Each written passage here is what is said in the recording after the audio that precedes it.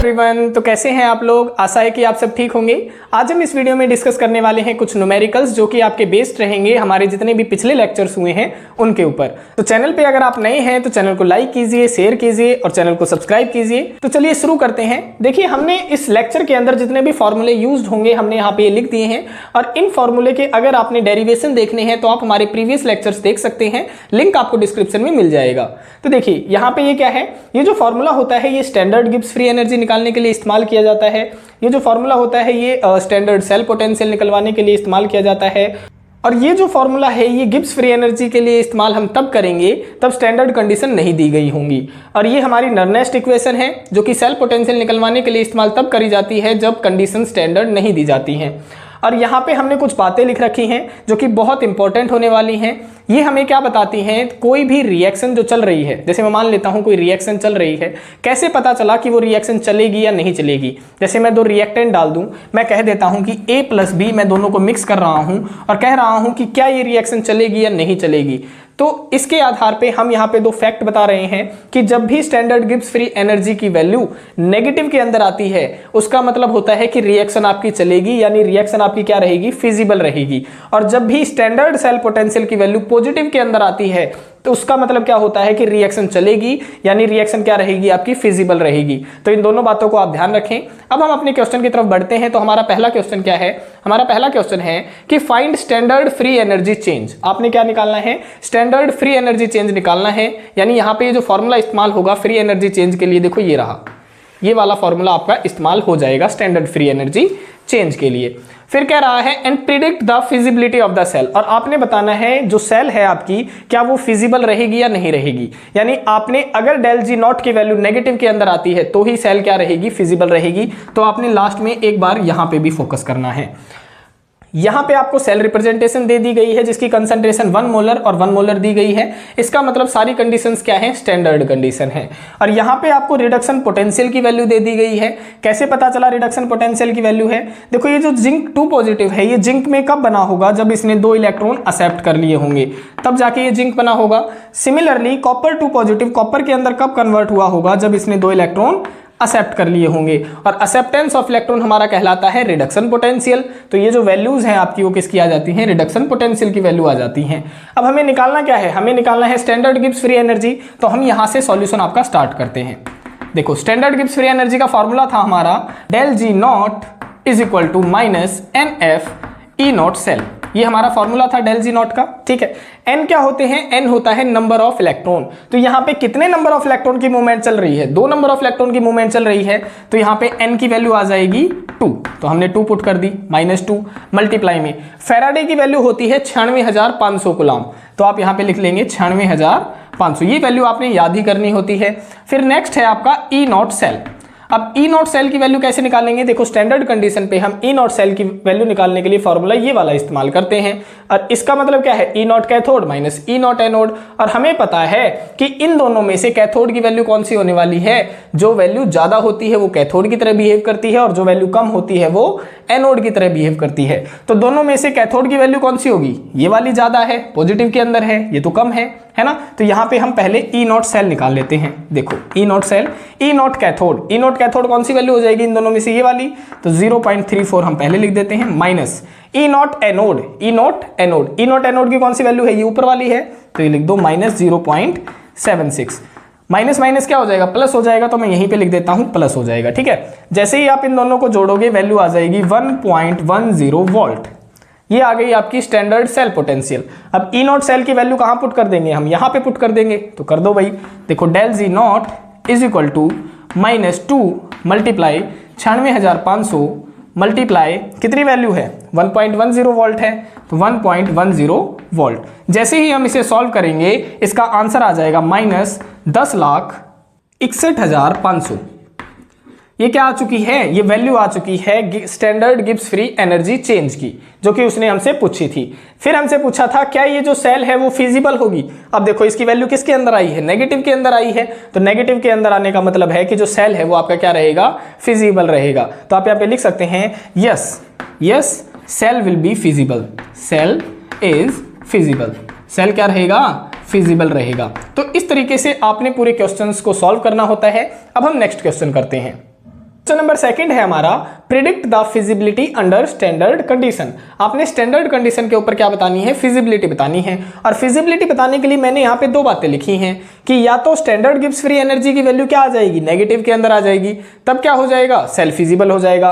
Otherwise या फिर क्या होगा कि जो सेल पोटेंशियल है, जो स्टैंडर्ड सेल पोटेंशियल की वैल्यू है, उसकी वैल्यू अगर पॉजिटिव में आ जाती है तो भी सेल क्या हो जाएगा, फिजिबल हो जाएगा। तो हम यहाँ पे ई नॉट सेल की वैल्यू निकाल लेते हैं, क्योंकि हमें यहाँ पे रिएक्शन दी गई है और यहाँ पे ये जो वैल्यूज दी गई हैं वो रिडक्शन पोटेंशियल की वैल्यू दी गई हैं। कैसे पता चला रिडक्शन पोटेंशियल की वैल्यू है, देखो निकल 2 पॉजिटिव है और 2 पॉजिटिव ने जब 2 इलेक्ट्रॉन एक्सेप्ट करे होंगे तभी तो क्या बना होगा, निकल बना होगा, है ना। सिमिलरली H पॉजिटिव आयन ने हाफ ऑफ हाइड्रोजन गैस कब बनाई होगी, जब इसने 1 इलेक्ट्रॉन एक्सेप्ट करा होगा तभी तो बना होगा। और अगर 2 H positive ion 2 electron accept कर लेते तब क्या बन जाती, हाइड्रोजन गैस बन जाती। और इसकी रिडक्शन पोटेंशियल की वैल्यू दे रखी है आपको 0। तो हम यहाँ पे फॉर्मूला क्या लगा देंगे, हम यहाँ पे लगा देंगे formula E not cell is equal to E naught cathode minus E naught anode. तो लगा दीजिए यहाँ पे, देखो E not cell is equal to E naught cathode minus E naught anode. अब यहां से कैसे पता चलेगा कि कैथोड की वैल्यू कौन सी है और एनोड की वैल्यू कौन सी है, तो जो भी वैल्यू आपको ज्यादा दिखती है वो वैल्यू किसकी आ जाएगी, कैथोड की, और जो कम होती है वो किसकी हो जाती है, एनोड की। तो दोनों में से बड़ी वैल्यू कौन सी है, देखो ये पॉजिटिव के अंदर है, ये नेगेटिव के अंदर है, तो सिंपल सी बात है ये किस क्या है, ये ज्यादा वैल्यू है, तो ये क्या हो जाएगी, ये कैथोड की तरह बिहेव करेगी। तो कैथोड में हम पुट कर देते हैं 0 माइनस। अब ई नॉट एनोड की तरह कौन बिहेव करेगा, माइनस 0.25 बिहेव करेगा, तो यहाँ पे पुट कर देते हैं माइनस 0.25। अब ये माइनस माइनस क्या बन जाएगी, प्लस बन जाएगी, यानी प्लस 0.25 वोल्ट किसकी वैल्यू आ चुकी है, ई नॉट सेल की वैल्यू आ चुकी है। और हमने क्या बताया था, अगर ई नॉट सेल की वैल्यू पॉजिटिव में होती है तो सेल क्या होता है, फिजिबल होता है। तो आप यहाँ पे लिख सकते हैं yes cell is feasible, cell is feasible, feasible. तो इस तरीके से आपने क्वेश्चन सॉल्व करना था। अब हम नेक्स्ट क्वेश्चन करते हैं। क्वेश्चन नंबर 3 है हमारा, कैन वी स्टिर, क्या हम घोल सकते हैं कॉपर सल्फेट के सॉल्यूशन को जिंक रॉड के साथ में। देखो क्या कह रहा है कि हमारे पास में कॉपर सल्फेट का सॉल्यूशन है, जैसे मैंने यहाँ पे क्या घोल दिया, यहाँ पे जो मैंने सॉल्यूशन लिया है वो कॉपर सल्फेट का है, कॉपर सल्फेट का है। और वो कह रहा है क्या मैं इसे जिंक रॉड से घोल सकता हूँ, जिंक रॉड से घोल सकता हूं, ठीक है। और यहाँ पे उसने क्या बता दिया, यहाँ पे उसने उनके रिडक्शन पोटेंशियल की वैल्यू दे दी। कैसे पता चला रिडक्शन पोटेंशियल की वैल्यू है, देखो जिंक 2 पॉजिटिव इस पे 0 ऑक्सीडेशन स्टेट पे कब आया होगा, जब इसने 2 इलेक्ट्रॉन एक्सेप्ट करे होंगे। सिमिलरली कॉपर 2 पॉजिटिव यहाँ पे कब आया होगा, जब इसने 2 इलेक्ट्रॉन एक्सेप्ट करे होंगे, तभी आया होगा ये 0 ऑक्सीडेशन स्टेट पे। और एक्सेप्टेंस ऑफ इलेक्ट्रॉन क्या कहलाता है, रिडक्शन पोटेंशियल। तो ये क्या है, ये रिडक्शन पोटेंशियल की वैल्यू दी गई है। और वो कह रहा है क्या मैं इसे इससे घोल सकता हूं, तो देखो इसे हम केवल तभी घोल सकते हैं जब रिएक्शन फिजिबल नहीं होती है, तभी तो। जैसे हम मान के चलते हैं, जैसे मुझे चम्मच से क्या करनी है, चीनी घोलनी है, और अगर मैं चीनी घोल रहा हूं और वो चम्मच भी उसी के अंदर घुल जाए, तो फिर हम तो उस चम्मच का इस्तेमाल नहीं करेंगे, हम तो उस चम्मच का इस्तेमाल करेंगे ना जो उसको घोल दे और वो चम्मच भी ना घुले, है ना।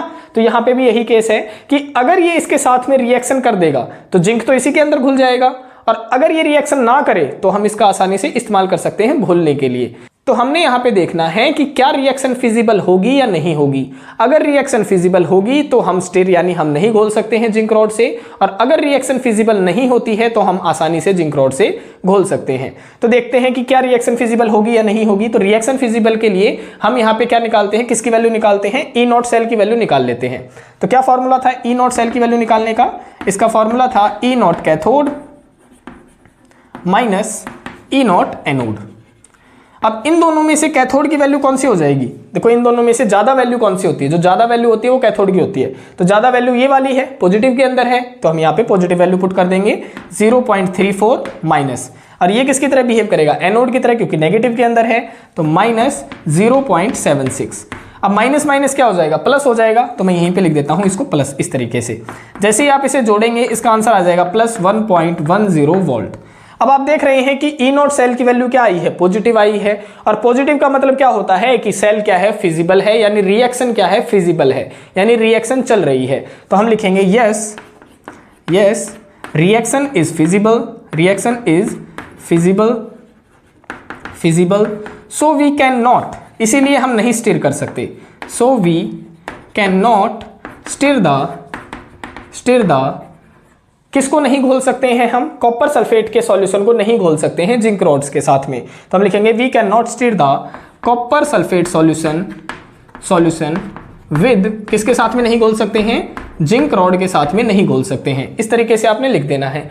क्यों नहीं घोल सकते हैं, इसकी आप रिएक्शन भी लिख के दिखा सकते हैं। जैसे देखो जिंक था, जिंक जैसे ही कॉपर सल्फेट के साथ में ये रिएक्शन करेगा, है ना, क्योंकि रिएक्शन फिजिबल है तो ये चल जाएगी ये रिएक्शन। ये जिंक क्या करेगा, इसको हटा देगा और खुद क्या लगा देगा, जिंक सल्फेट बन जाएगा और कॉपर को बाहर निकाल देगा।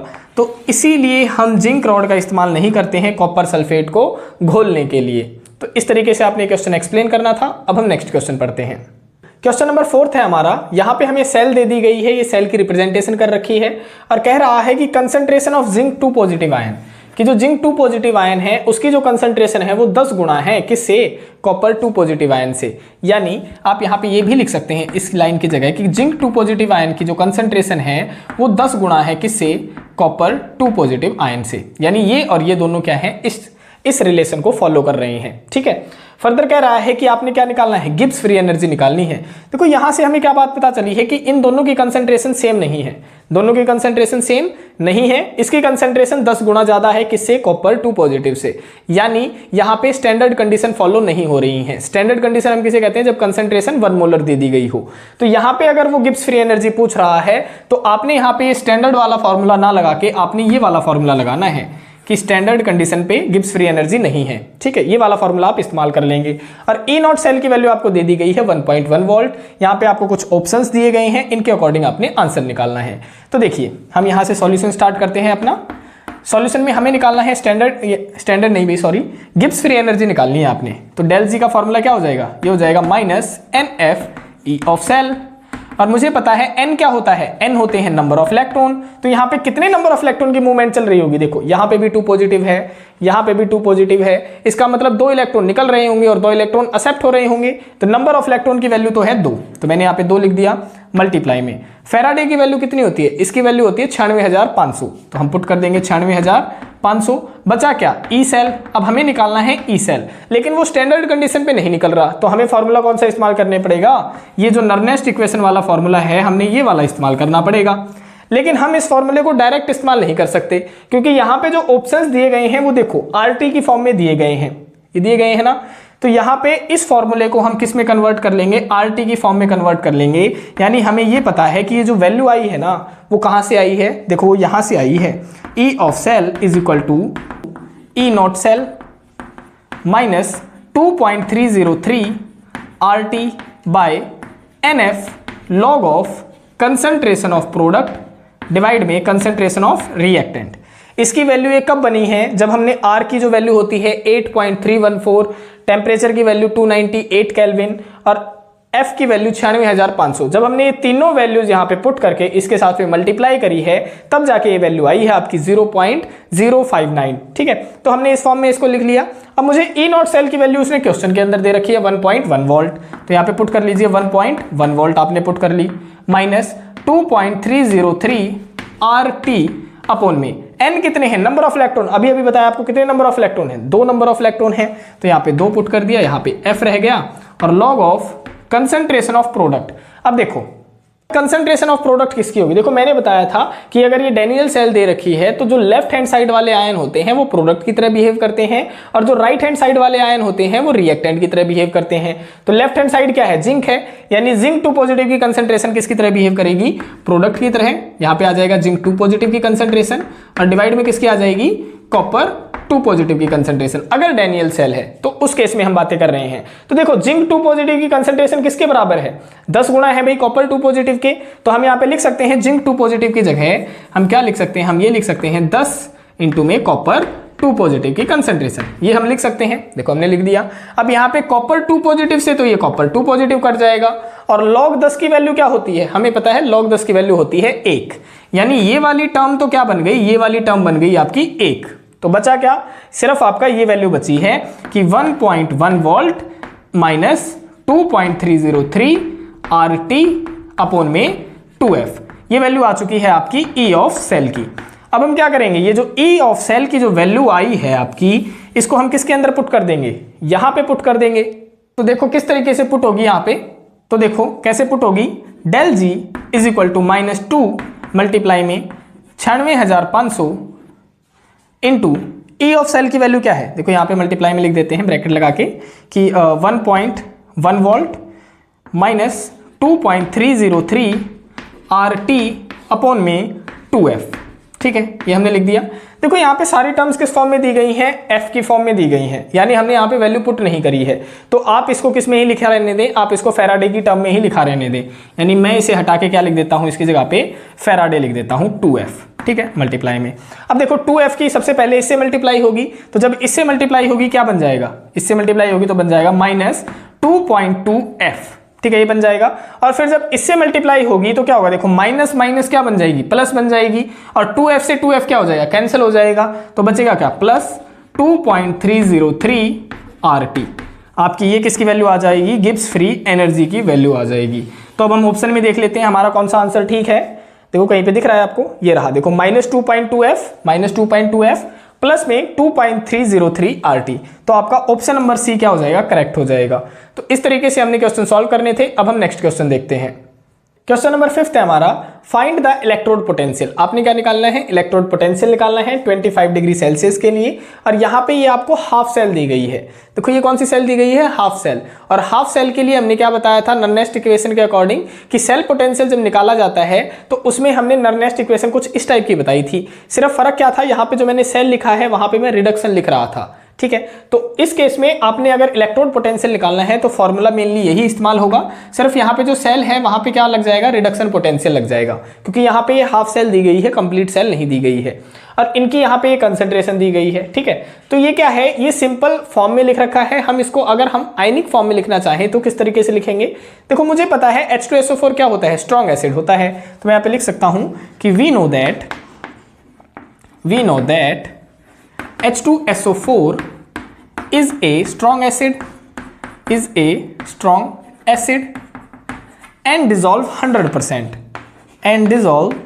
और क्या हो जाएगा, ये 100% घुल जाएगा, 100% घुल जाएगा। इसका मतलब क्या है कि H2SO4 जब घुलेगा तो 2 H पॉजिटिव आयन रिलीज करेगा और SO4 2 नेगेटिव आयन रिलीज करेगा। तो कितने आयन निकल रहे हैं, 2 H पॉजिटिव आयन निकल रहे हैं और 1 H पॉजिटिव की कंसेंट्रेशन दे रखी है 0.05 मोलर। तो 2 H पॉजिटिव आयन की कंसेंट्रेशन कितनी हो जाएगी, यहाँ पे हो जाएगी 2 × 0.05 मोलर। जब आप इसकी मल्टीप्लाई करेंगे तो कितना आ जाएगा, 0.1 मोलर आ जाएगा। ठीक है, तो ये आ चुकी है आपकी कंसेंट्रेशन। तो अब हम इस सेल को, ये जो हाफ सेल दी गई है, अगर मैं इसको आयनिक फॉर्म में लिखना चाहूं तो किस तरीके से लिखूंगा। देखो H पॉजिटिव आयन दिया गया है ना, कितनी कंसेंट्रेशन है इसकी, 0.1 मोलर, इतनी कंसेंट्रेशन दी गई है। ठीक है, फर्दर क्या है, प्लेटिनम हाइड्रोजन गैस है, जो कि 1 ATM के ऊपर है। इस तरीके से हम क्या कर सकते हैं, आयनिक फॉर्म में रिप्रेजेंटेशन कर सकते हैं। अब मुझे निकालना है इलेक्ट्रोड पोटेंशियल, और इलेक्ट्रोड पोटेंशियल के लिए क्या फार्मूला हो जाएगा, देखो E of reduction potential is equal to E not reduction potential minus 0.059 upon में N log of concentration of product divide में कंसंट्रेशन ऑफ रिएक्टेंट। देखो इस फॉर्म में और इस फॉर्म में सिर्फ इतना ही फर्क है कि यहाँ पे मैंने क्या लगा दिया, रिडक्शन पोटेंशियल लगा दिया, क्योंकि ये हाफ सेल के लिए नॉन-रेस्ट इक्वेशन थी और ये कंप्लीट सेल के लिए नॉन-रेस्ट इक्वेशन थी। तो यहाँ पे रिडक्शन पोटेंशियल किसका लिखा जाएगा, इन्हीं का लिखा जाएगा। और ये कब हुआ होगा, देखो रिडक्शन पोटेंशियल होता है यानी एक्सेप्टेंस ऑफ इलेक्ट्रॉन। तो यहाँ पे H पॉजिटिव हाइड्रोजन गैस में कन्वर्ट हो रही है। कब कन्वर्ट हुई होगी, जब 2 H पॉजिटिव आयन ने 2 इलेक्ट्रॉन एक्सेप्ट करे होंगे, तभी तो हाइड्रोजन गैस बनी होगी, तो इसको रिडक्शन की फॉर्म में किस तरीके से लिखेंगे, हम लिखेंगे, देखो यहीं पे लिख देता हूं रिडक्शन को हटा के, कि हमने क्या किया है, H पॉजिटिव आयन ने इलेक्ट्रॉन एक्सेप्ट करे हैं, तब जाके हाफ ऑफ हाइड्रोजन गैस बनी है। देखो मैंने यहाँ पे 1 इलेक्ट्रॉन की टर्म में लिख दिया, यहाँ पे 2 इलेक्ट्रॉन की टर्म में है। ठीक है, यहाँ पे भी आप क्या लिख सकते हैं, रिडक्शन पोटेंशियल की जगह सेम लिख सकते हैं कि H पॉजिटिव आयन था, उसने जैसे ही इलेक्ट्रॉन एक्सेप्ट किया, हाफ ऑफ हाइड्रोजन गैस बना दी, हो गया। अब यहाँ पे नंबर ऑफ इलेक्ट्रॉन, यानी कितने नंबर ऑफ इलेक्ट्रॉन की मूवमेंट चल रही है, तो देखो कितने चल रही है, देखो 2 इलेक्ट्रॉन एक्सेप्ट कर रहा है, तो नंबर ऑफ इलेक्ट्रॉन की जगह पे क्या आ जाएगा, 2 आ जाएगा। तो हमने यहाँ पे पुट कर दिया 2। अब कंसंट्रेशन ऑफ प्रोडक्ट, देखो यहाँ पे प्रोडक्ट क्या है, प्रोडक्ट तो हाइड्रोजन गैस है, और हाइड्रोजन गैस की हम क्या लिखते हैं, प्रेशर लिखते हैं कि कितने प्रेशर के अंदर उसको पास करवाया गया है। तो यहाँ पे प्रोडक्ट की जगह पे आ जाएगा प्रेशर ऑफ हाइड्रोजन गैस, और यहाँ पे रिएक्टेंट क्या है, रिएक्टेंट दिया गया है H पॉजिटिव, यानी H पॉजिटिव की कंसेंट्रेशन, और यहाँ पे मल्टीप्लाई में 2 लगा हुआ है, तो पावर क्या बन जाएगी, 2 बन जाएगी। अब हमें पता है, देखो अब यहाँ पे क्या है, E naught of reduction potential of hydrogen gas, और मुझे पता है कि जो हाइड्रोजन गैस का जो रिडक्शन पोटेंशियल या फिर जो ऑक्सीडेशन पोटेंशियल होता है वो 0 के बराबर होता है। तो ये वैल्यूज तो आपकी क्या बन जाएगी, 0 बन जाएगी, इसे तो लिखने की जरूरत है ही नहीं हमें, है ना, बराबर में। अब क्या बच गया है, देखो माइनस 0.059 अपॉन में 2 लॉग ऑफ कंसंट्रेशन ऑफ किसकी है भाई, यहाँ पे प्रेशर दिया गया है हाइड्रोजन गैस का, और कितना प्रेशर दिया गया है, 1 atm दिया गया है, तो यहाँ पे 1 लिख देंगे डिवाइड में। H पॉजिटिव की कितनी कंसंट्रेशन है, देखो कहाँ पे है, ये रही, H पॉजिटिव कंसंट्रेशन है 0.1, तो हम लिख देंगे यहाँ पे 0.1 और पावर कितनी आ जाएगी, 2 आ जाएगी, है ना। और 0.1 को हम क्या लिख सकते हैं, इसे हम लिख सकते हैं 1/10, तो हम यहाँ पे लिख देते हैं 1/10, पावर एज इट इज रहेगी, ठीक है। अब ये 10 नीचे है, ऊपर की तरफ जाएगा तो पावर माइनस में हो जाएगी, यानी 10 की पावर -1 हो जाएगी, तो ये पे लिख देते हैं, देखो 10 की पावर -1, और ये मल्टीप्लाई में ही रहेगा। जैसे ही 2 इससे मल्टीप्लाई करेगा, अब पावर क्या बन जाएगी, 10 की पावर -2 बन जाएगी, तो हम यहाँ पे 10 की पावर -2 लिख देते हैं, देखो 10 की पावर -2। अब ये जो 10 की पावर -2 है, ऊपर की तरफ जाएगी तो प्लस की बन जाएगी, तो हम यहीं पे लिख देते हैं 10 की पावर +2, लिख दिया। अब क्या होता है, जब भी लॉग में पावर लगी हुई होती है तो पावर क्या आ जाती है, आगे की तरफ आ जाती है, तो अब ये 2 उठ के कहाँ आ जाएगा, यहाँ से हटके यहाँ पे आ जाएगा मल्टीप्लाई में, और log 10 की वैल्यू क्या होती है, log 10 की वैल्यू होती है 1, तो इसकी वैल्यू 1 हो जाएगी, और यहाँ पे 2 से 2 क्या हो जाएगा, कट जाएगा, तो बचा क्या, ये बच गया आपका -0.059, जो कि किसकी वैल्यू आ चुकी है, जो कि रिडक्शन पोटेंशियल की वैल्यू आ चुकी है, जो कि क्वेश्चन में उसने हमसे पूछी थी, हाफ ऑफ हाइड्रोजन गैस। ये है रिडक्शन पोटेंशियल की वैल्यू इस सेल के लिए, जो कि क्वेश्चन में पूछी गई थी। तो इस तरीके से आपने क्वेश्चन सॉल्व करने होते हैं। अब हम नेक्स्ट क्वेश्चन करते हैं।